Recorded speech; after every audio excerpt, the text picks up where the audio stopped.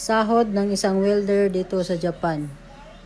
So sa month of December 2024, so meron siyang 24 days, 208 hours. And then merong overtime na 40 hours. So merong 36 lapad, 4,000 yen.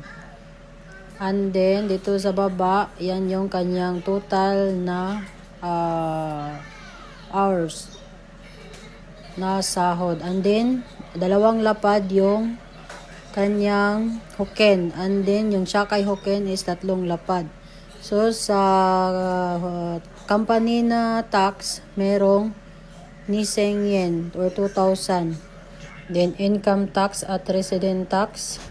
Hindi pa kasali dito ang kaltas sa bahay at iba pang bayarin. Ito lang ang kanyang total na binabayaran sa kaisya pa lang or kumpanya.